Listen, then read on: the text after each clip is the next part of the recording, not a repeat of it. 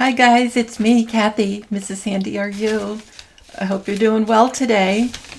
We're doing okay, me and Mr. Handy. So, you're going to think I'm weird, like I'm sure you already do. If you've been listening for a little while, I'm sure you think I'm very weird.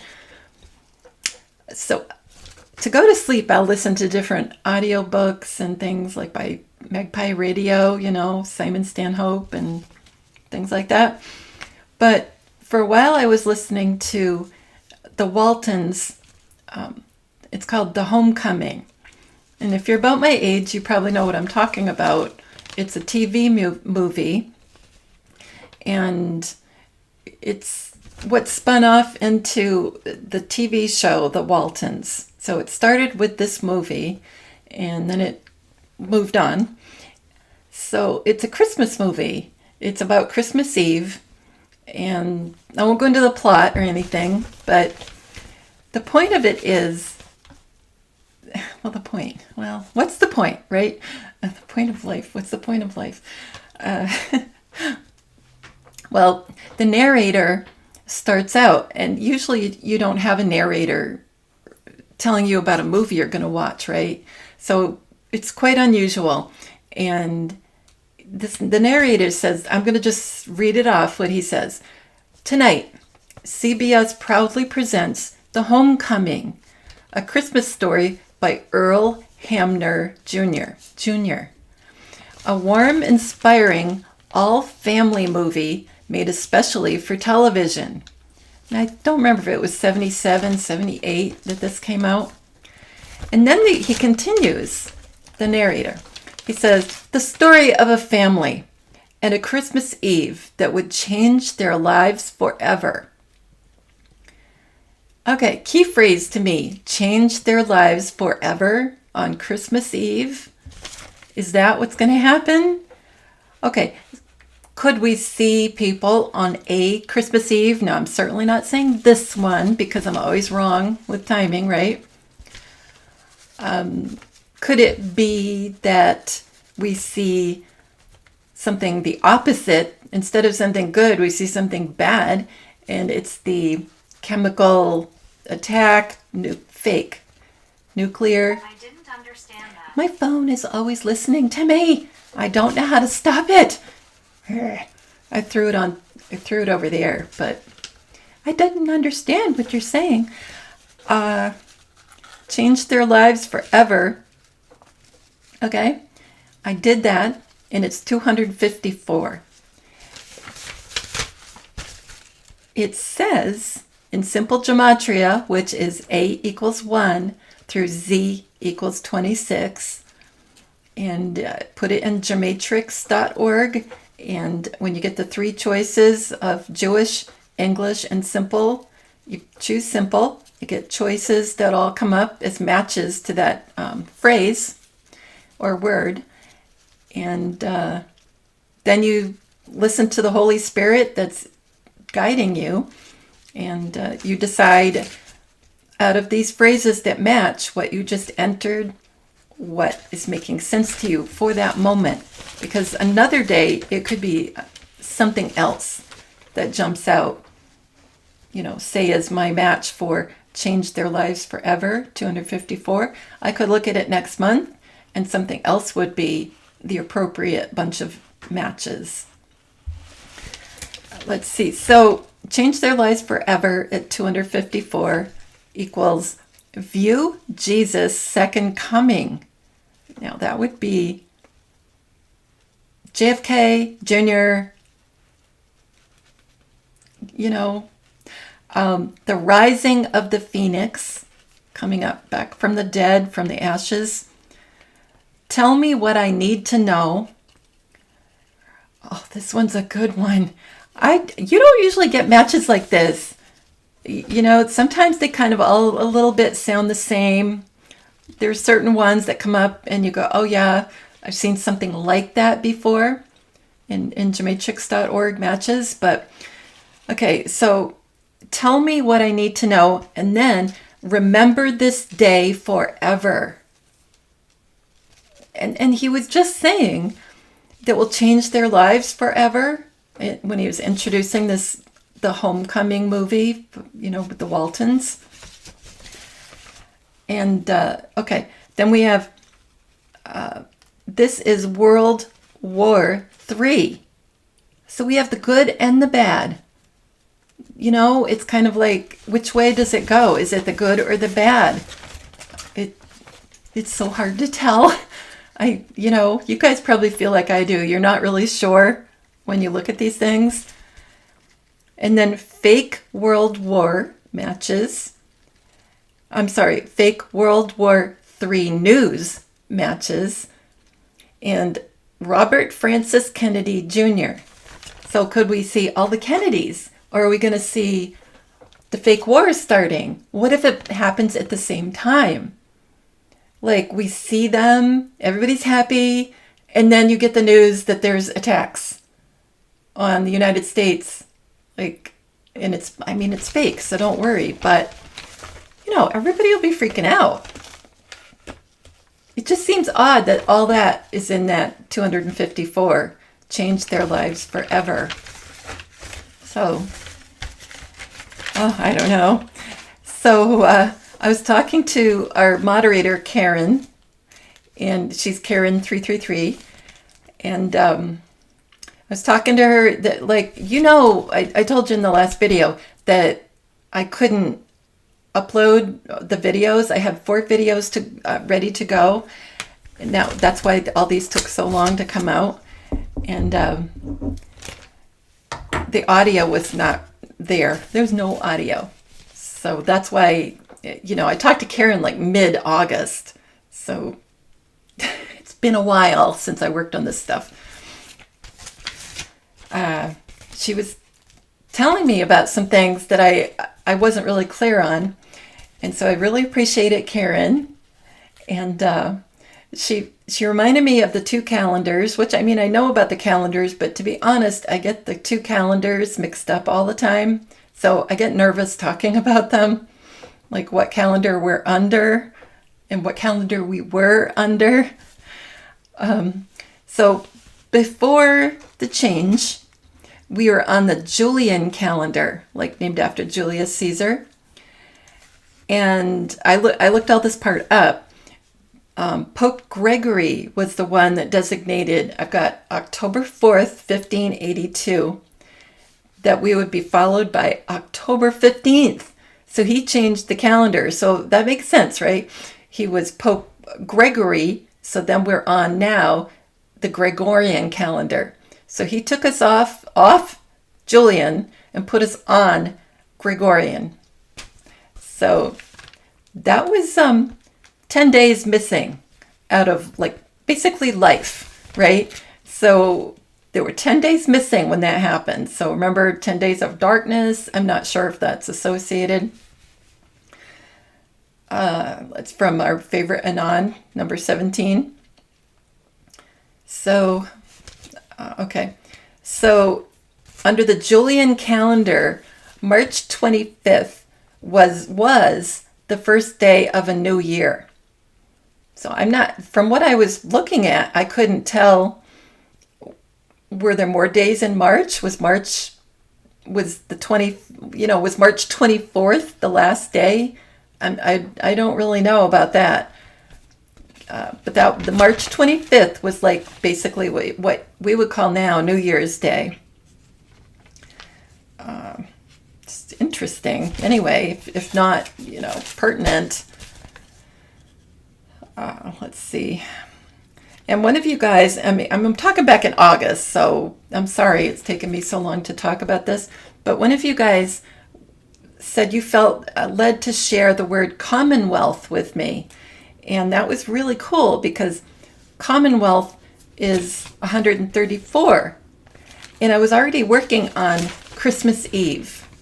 So that just made me think, okay, something happens Christmas Eve. Maybe not this year, right? I'm always wrong. You know, I don't know why anybody listens to me. I've said that before. I don't know. That's why I put these disclaimers in. Could be next year, could be 5 years from now. Christmas Eve, though. So, anyway. Let's see. So, Karen was talking to me about this. This is another thing we discussed. So, December is, I'm pretty sure it was with her. December, when you think about the spelling December, it's DEC. So, DEC means 10. So, that was in the previous calendar, Julian, it was the 10th month. So October, like octopus, 8, that was the 8th month. So October is only, if you look at the old calendar, it's only number 8 out of the year. So is December really what Juan was calling a year ago when he said hunt for red October? Was he talking about December, right? When he said October was going to be horrible, and I put that old video out about how it's going to be awful, and Juan said, get ready, or I can't even remember, but it was bad. Whatever it was bad. And, okay, so October, and there's also deltas, right? Like, we know from our favorite Anon posting that there would be things happening a year, 6 months, 2 years, whatever, after the fact, 5 years.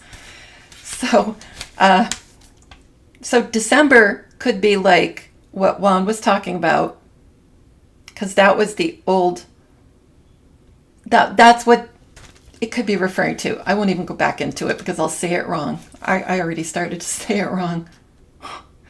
But December was the 10th month, right? And in our calendar right now, the Gregorian calendar, October is the 10th month. So is something happening in a December?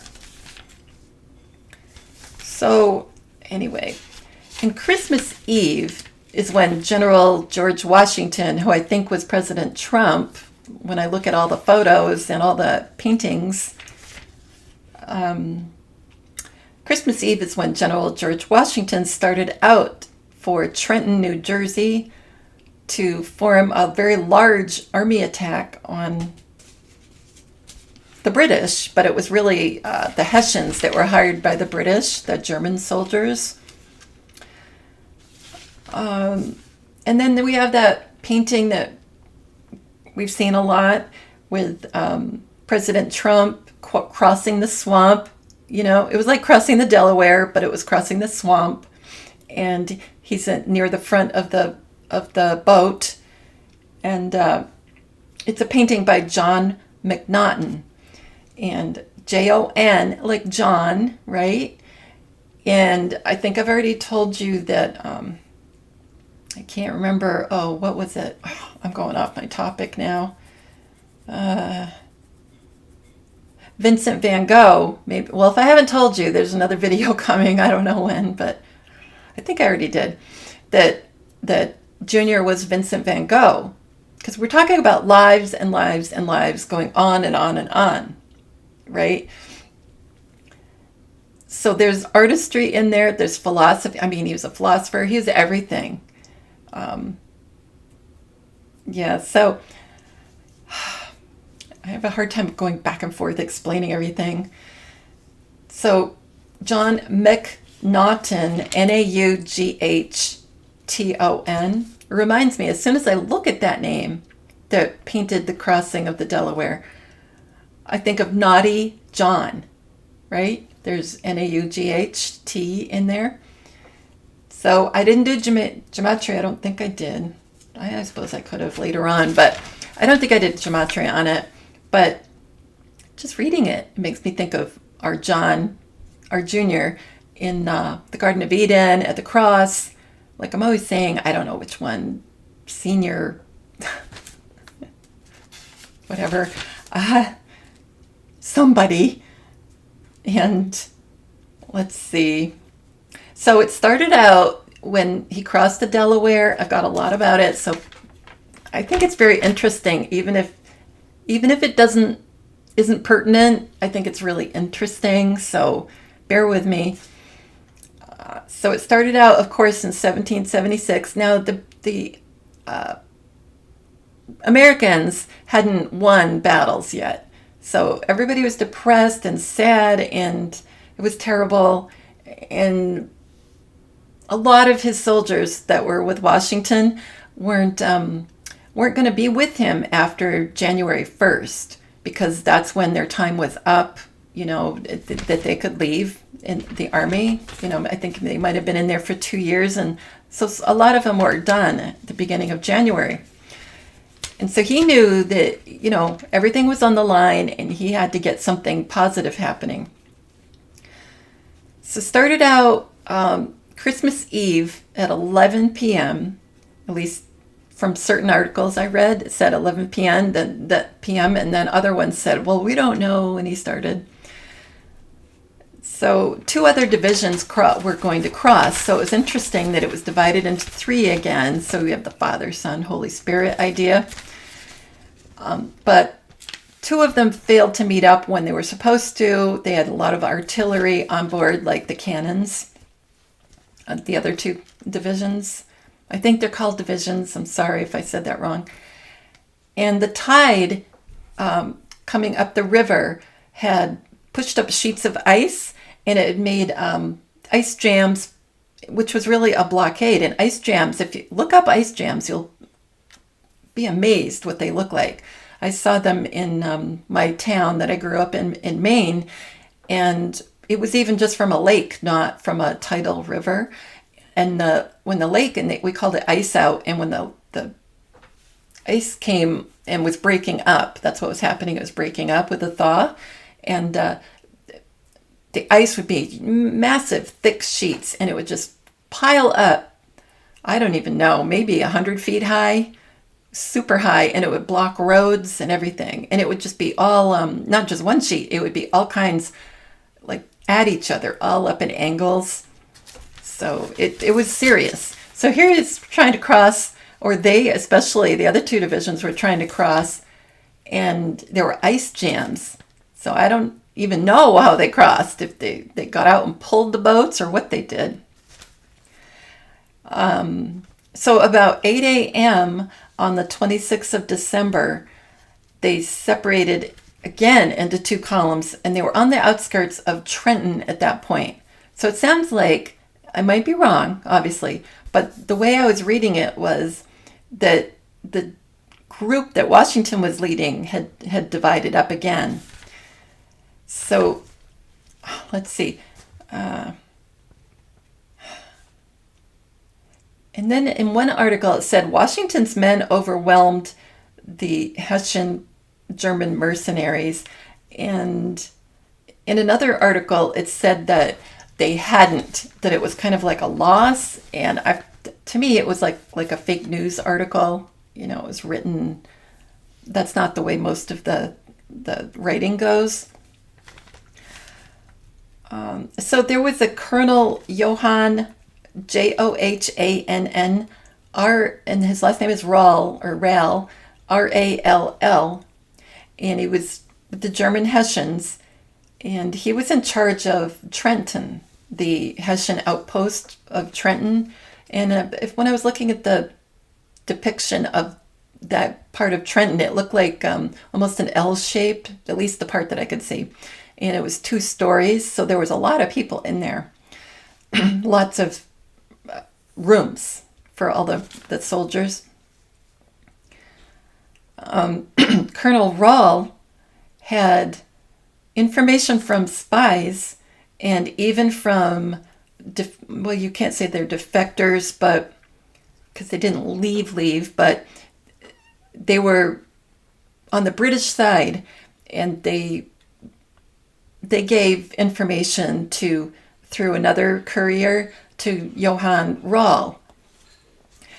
And so the colonel of the Hessians in Trenton, New Jersey, he had information at least from 3 different sources about Washington's army coming. And he didn't do much about it. And there's a theory that I have about why.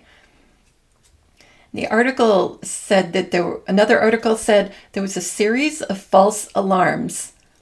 And I'm thinking, okay, is that going to mirror to fake EASs?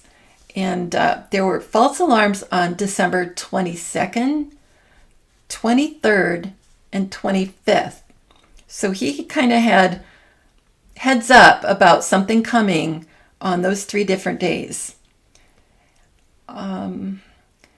And what if we have something like that on a December? Maybe not this December. And and there was a huge storm that evening on Christmas Eve. And they called it, what we call it around here when it comes in from the ocean, it comes around in a circle. I'm in New England, and when it comes in off the ocean and it swirls around, it comes up, it brings the moisture from the ocean in, and it's cold. And so there's snow, sleet, hail, everything, rain, freezing rain. So that was going on too. And Washington's men had taken all available watercraft off the Delaware on the southern bank so that the British, the Germans, the ones that were Hessians, couldn't use any of them. So anyway, it was interesting that most of the boats that they were using to cross the Delaware, they were called Durham boats, Durham. And they're very sturdy boats, and they're used to haul bulk goods to Philadelphia, at least that area was. And they moved iron ore, so they were quite tough, rugged boats. And so we have Durham, right? And we have John Durham, who I'm pretty sure is our junior. That's the way I'm looking at it. Waiting to hear from John Durham. And the storm started about 11 p.m. So I don't think there's any coincidences, you guys. So like I was saying, it became we call it a nor'easter, N-O-R, and then Easter. And wind-driven rain. I mean, the wind gets intense. It's like howling wind when it's a nor'easter. And a quote in the article from a soldier, he had written in a diary afterwards, he recorded that it blew a perfect hurricane. I thought that was interesting. I mean, I could have done gematria on that, but I didn't. So another interesting coincidence was Washington brought 18 cannons, and the largest cannon was like a 6-pounder. So the cannonball was 6 pounds, and it weighed 1,750 pounds. So we have a 17 in there, and we have a 50. So we have a 5 for comms. We have 17 for our favorite Anon. And General Washington was 44 years old at the time. So think of the date of JFK's taking himself out of the picture was 11/22/63. So I looked up the German Hessian colonel's name, Johann Rall, because it was weird that he disregarded so many warnings to me. And not much was made of that. Nobody said, oh, he was stupid and he disregarded, nobody said anything like that in the articles. But Johann is 62, and that equals Dr. Payne. It equals I knew what was going on. Johann, I knew. It equals I am, and then I, the letter M, the letter 17th letter. It matches that. It equals, so I knew, rebrand, like changing, rebrand. You'll get the point in a second. Listen to this. Pledian. I probably don't say it right, but pledian. Magdalene. This is where it gets interesting. Queen. Think. All these match. 62. Johann. the calm, she lied, and break a leg. Okay, so what I get out of all those phrases or words is, you're going to think I'm weird, but I think it was Diana as a man. I really do. I really, really do. So Magdalene matches, and she lied matches, and break a leg matches. Johann 62, and I knew. So could Mary Magdalene have been a spy and a man? Or could it have been, Diana was Mary Magdalene, or a Mary Magdalene? Maybe there were two Marys, right? Because there's twin sisters and twin brothers, right? So I don't know. What do you think? I mean, I know I'm going way off the deep end, but if we're talking about, the sun is off and all that stuff, why can't there be, a white hat kind of spy put in that's someone we love and cares about us, right? I mean, why not? It could be. So let me know what you think. I know it's really weird, but I want to know what you think. So then we get Rall, that's the last name, Johann Rall, R-A-L-L. Well, that's 43, and it equals become, like become, Johann maybe, become, wife, false, caper, Diana with two N's, like the sisters, right? Jackie, Diana. Okay, frame, and then all me. I can't get over this stuff sometimes, you guys. It's so planned. I mean, our language is so planned. I mean, the English language is so planned. He lied, and Joe M. Remember Joe Massapos, Q plant, 17th letter, plan to save the world, and all those? Laid back, like held back, matches 43.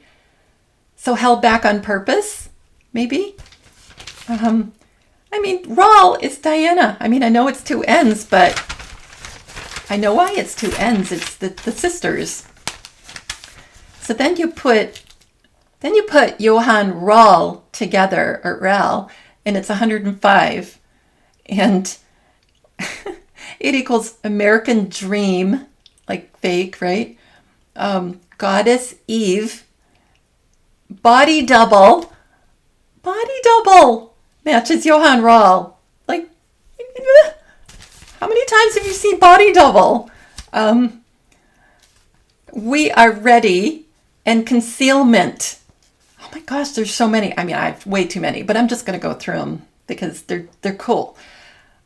Concealment, time warp, time loop, like going through, it's continuing and then just exiting. Like, remember the wheel? It's time is like a wheel with spokes, the spokes on the wheel, and then you just kind of go boop out that way, and then you come in again.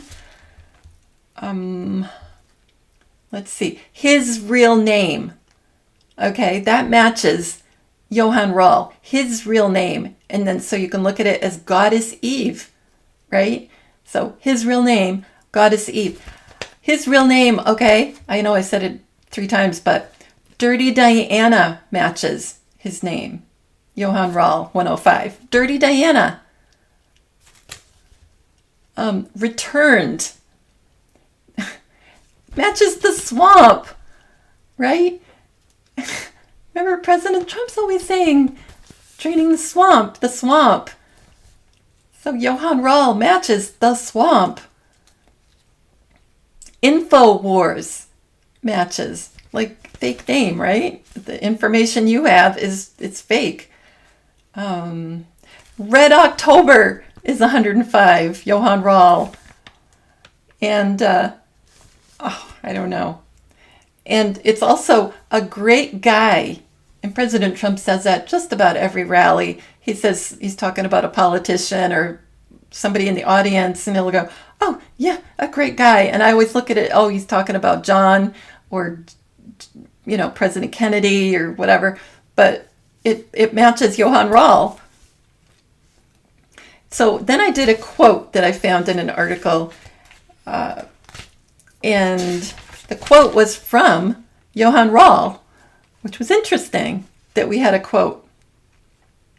And I'm thinking, how do we get this quote, right? Because supposedly during all this, or at the end of this battle, he was mortally wounded. She was mortally wounded. Gone, right? Well, we have a quote from Johann Rall, and it says, it's kind of a awkward couple of statements, but it says, let them come. Why defenses? We will go with them. We will go at them with the bayonet. That was it. That's what I got out of this article. I didn't leave words out or anything. Okay, let them come is 119, and it equals Mary Magdalene, equals female Christ. It equals shoe stuff. Shoe stuff. I've been talking about Jackie and Diana take turns playing Melania, and you look at the shoes, and the shoes when Diana is playing her, they're flats. They have no heel or very little heel. And when Jackie's playing Melania, she's wearing stiletto heels, the spiky high heels.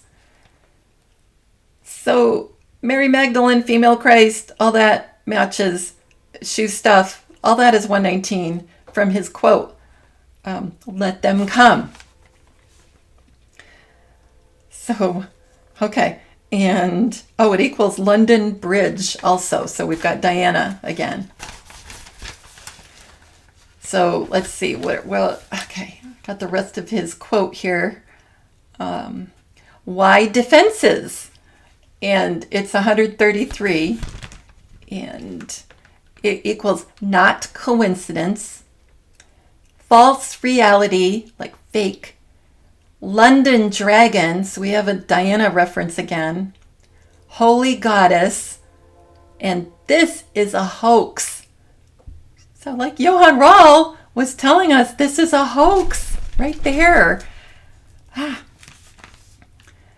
Okay, another part of his quote. We will go at them with the bayonet. And I did it in two sections because the way I learned to do this decoding was from By the Book, and now it's called By the Book and Strider Raven, and that's on Rumble, I'm pretty sure. And the way they taught it a long time ago was to use phrases. Like I wouldn't use a very long sentence, I would use a word or a phrase. So we will go at them with the bayonet. So we will go is 106, and it equals divine plan. It's a plan, and something I have to spell. Heil, and then that guy that was in charge of the bad guys in Germany in the 40s. Heil, and then his name. Okay, so there's a German reference, and then we have identity. Wait, I don't even know. Is it identity and then clandestine? Yeah. It's two separate things. Identity, clandestine. So hidden identity and clandestine actions. And then we have, who is she? Right? So just the first part. And like I told you, I learned by phrases. So we will go, 106 equals, who is she? Okay, and that was a quote from Johann Rall. And with the bayonet is 175, and that's misinformation. Are you ready for what the next? Okay, take a deep breath. With the bayonet at 175 equals Diana Frances Spencer. Okay, so once I got that, I was like, okay, Johann Rahl was Princess Diana, likely as a man. Now, I know back then women would pretend to be men to get, into military. I suppose that could have happened, but she also could have been incarnated in that lifetime as a man. So, I don't know which one it was. Okay. So besides Diana Frances Spencer, it equals The Great Deception. And I know the month.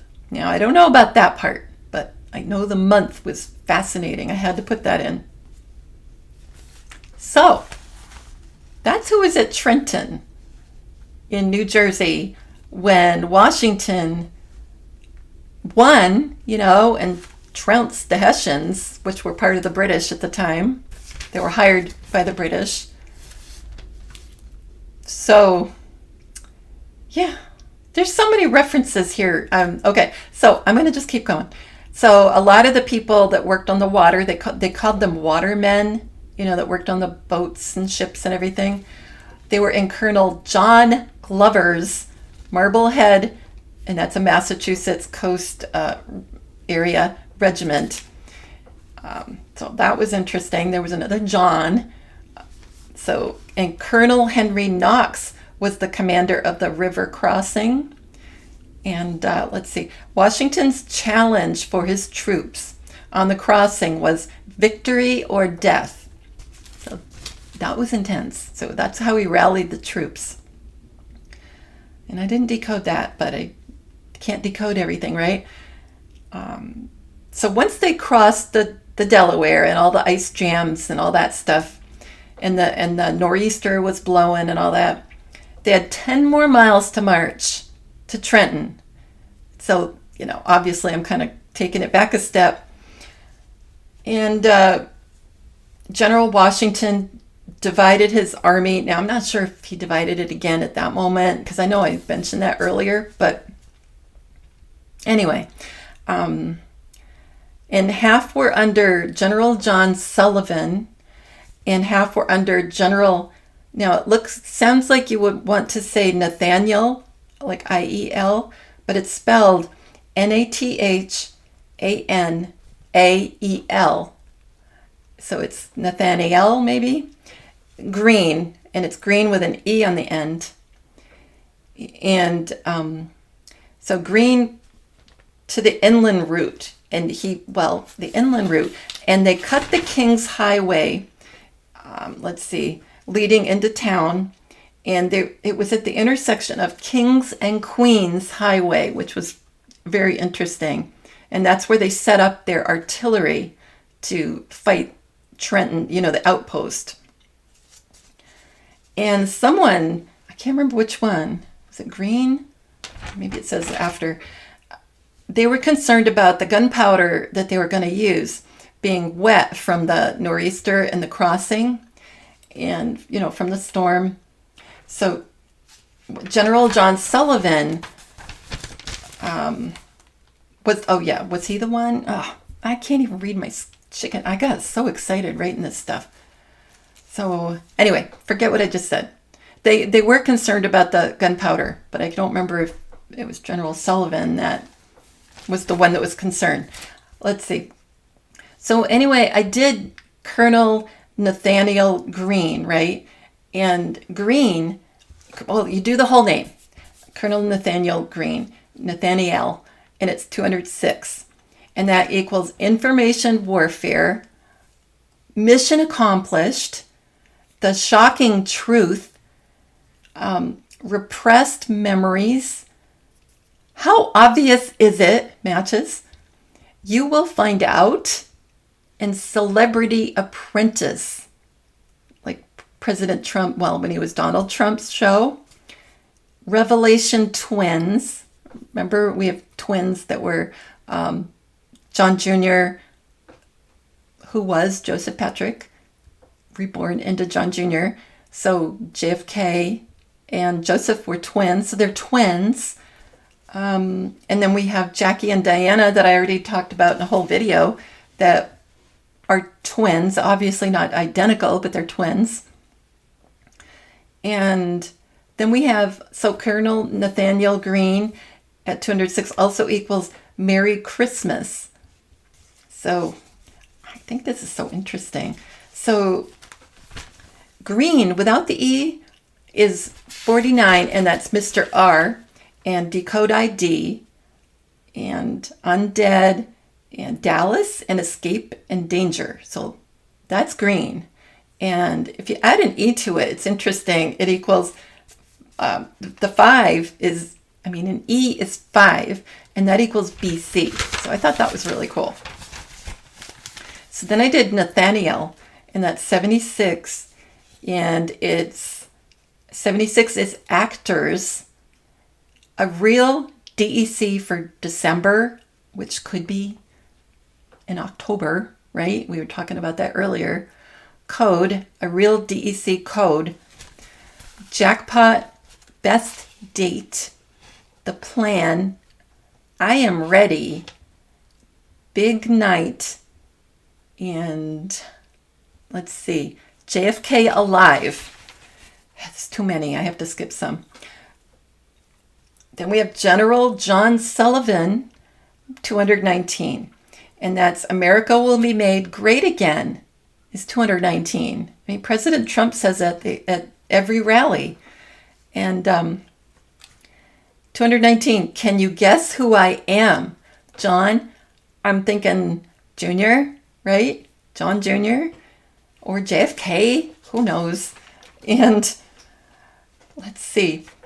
Then we have at 219, 323, and 23 was W, is W. So you have 323. October's very own.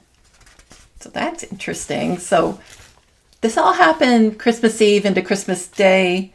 And we were talking in the beginning of the video how October could be the old December, right? So, or this December, I should say. Who was that masked man? Matches General John Sullivan. And storm is upon us. So, okay. They sent a courier to Washington, and they were warning about General Washington. Well, they were warning General Washington about the wet gunpowder. This is where it came in. And General Washington replied, supposedly, I hope I'm right, tell General Sullivan to use the bayonet. So here we have that bayonet again. I am resolved to take Trenton. Now, I should have decoded that. I didn't. I hope one of you guys will put it in the comments. So the way I look at these things is phrasing. I am resolved would be one. And I wouldn't say the two, T-O. I would just say take, well, you could. To take Trenton. Yeah, you could put 2 in there. And use the bayonet. We already did. 2 miles outside of town, the columns met up. And so we're back at Christmas morning.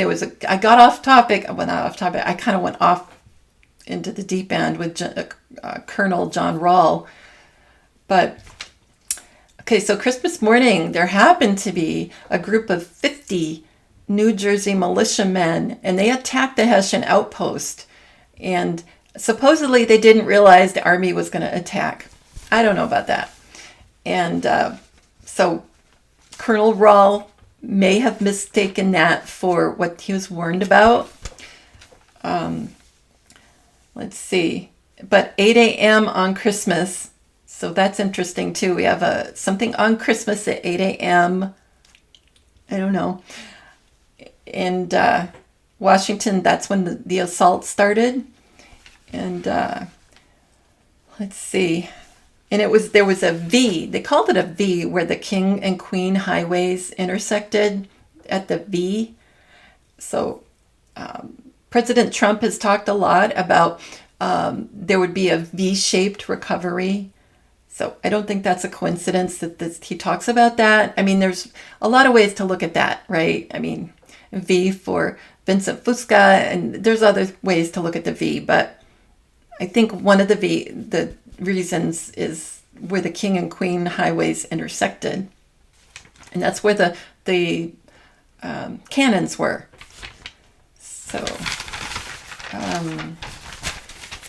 and I didn't decode this either, you guys. It's so long, but Rawl yelled, "Forward, advance, advance." So we have even what he said, or she, right? And that's when I find out that that's when he was Colonel Rawl, Johann Rawl, was mortally wounded. But I don't know. Who knows, right? Let's see. So at that point, Washington already realized that the two divisions that he was counting on weren't making the river crossing. And so there's that. I don't know. Sometimes I think these articles, they don't mesh together with a story. It's almost like they're giving different accounts. So it does get confusing. They left to recross the river afterwards, and they had 22 Hessian soldiers were killed. It was part of the statistics, and 83 were wounded, and 808, right? Infinity, God, 8, infinity symbol goes sideways, and 8 sideways, were captured, and they were POWs. So when they left to recross, they had 800 POWs with them. But the American losses were only 5 wounded, including future President James Monroe. So that's interesting too. And at that point, I guess, Washington realized that he didn't have enough men to go on to attack Princeton, and it says New Brunswick, New Jersey. So he kind of I guess I suppose that could be why some of the articles say he didn't win, because he retreated, he didn't continue. But to me, it was a big victory. I mean, they had lost everything before. And they called the next few days, starting with Trenton on 12/26, 1776, the 10-day campaign. And the 10-day campaign went from, they start with the 25th. And the 10-day campaign went through 1/3, and of course it would be the next year, 1777. So they call it the 10 crucial days, and we have 77 for Christ in there, and it ended with the Battle of Princeton. And the 10 crucial days, which I guess historians still talk about, is 155, and that equals ventilators, President Trump's phrase that he was said all the time. Conversation, which is a word, I should say, that JUAN SAVIN says a lot. We have to have a conversation.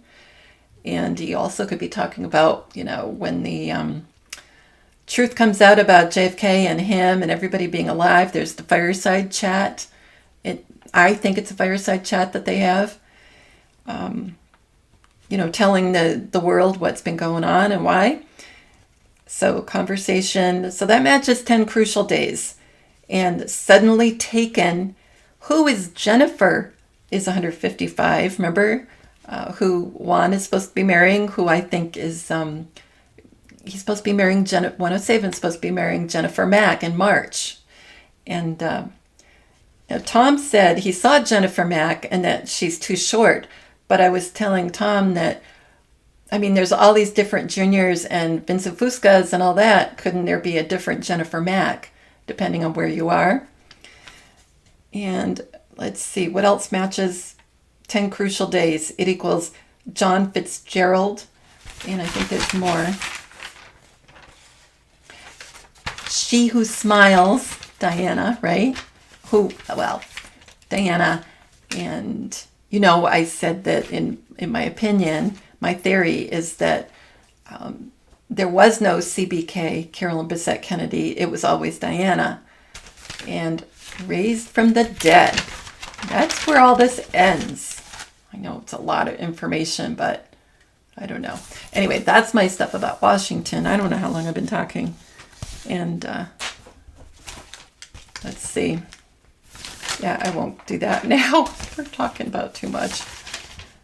Oh, this is cool. Another thing Karen brought up when we were talking about that other conversation about the months, October and December.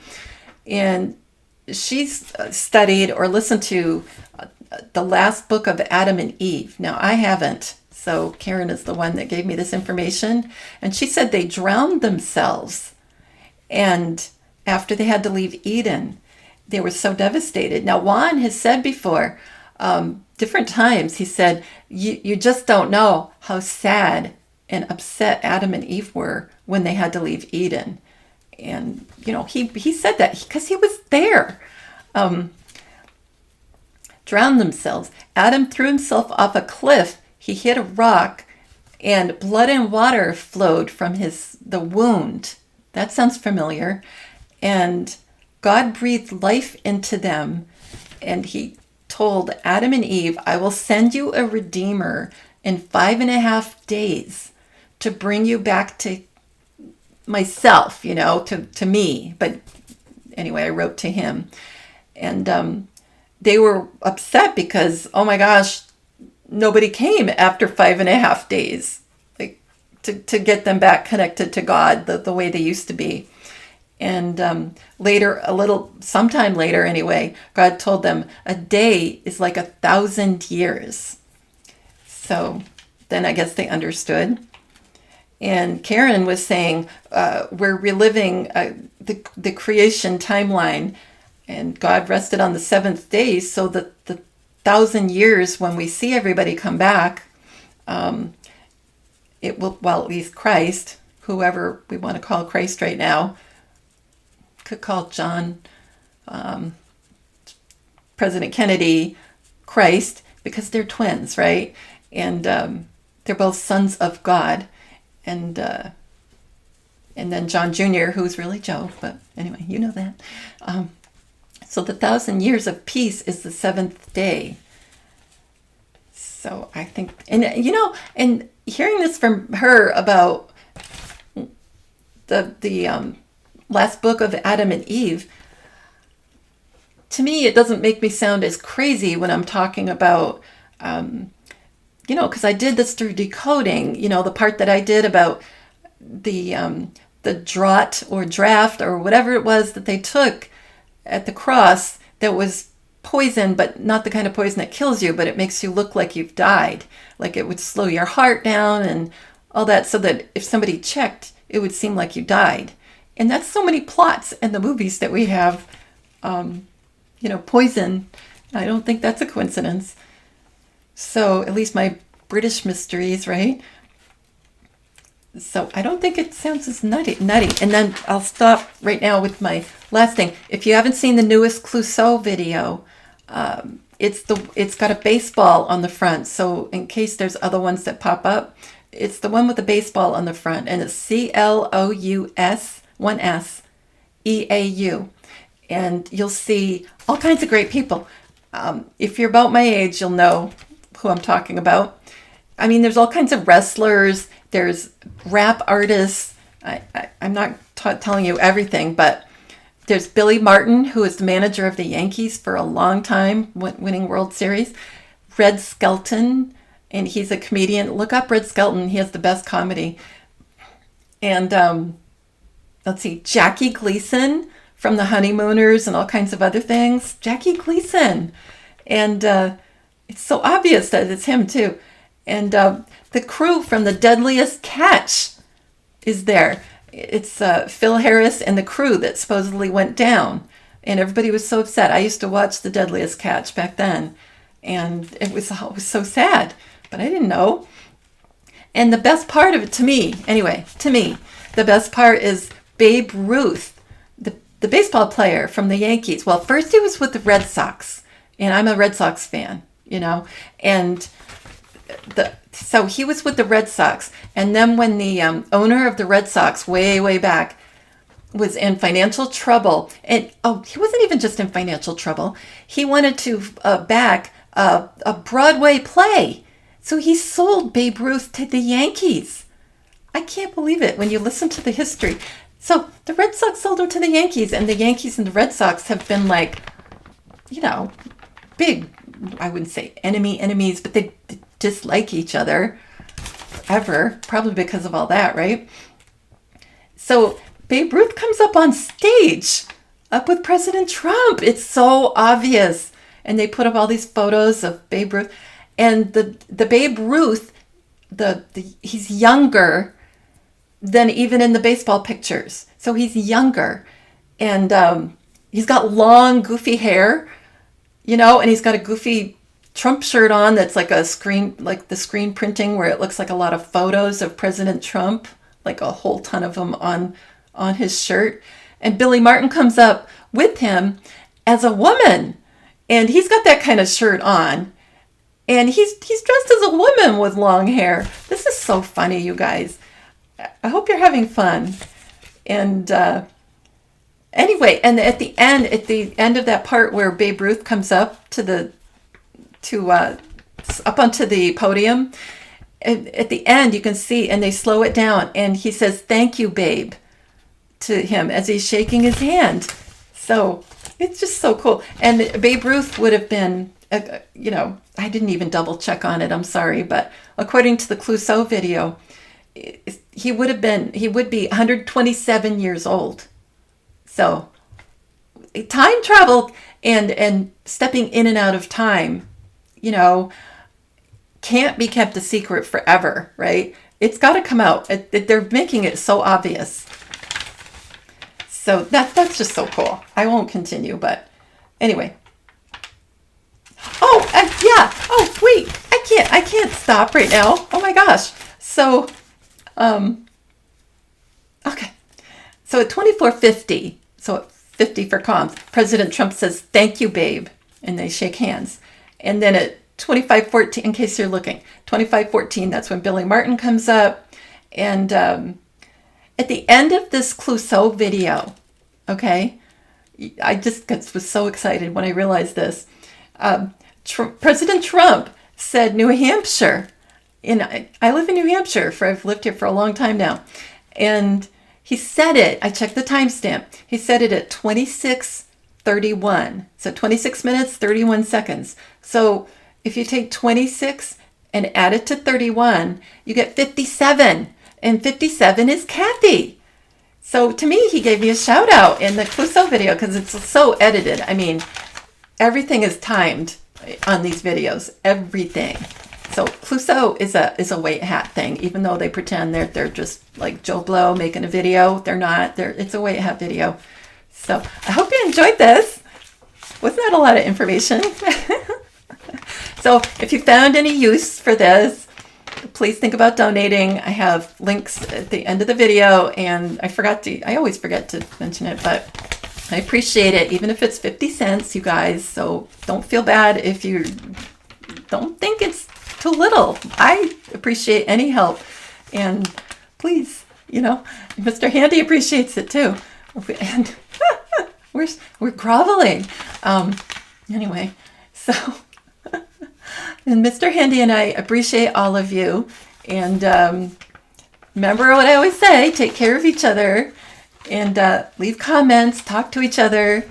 And if you have any coding on this, please leave it, because, you know, there was some important things that I didn't get to. So anyway, love you guys. Bye-bye.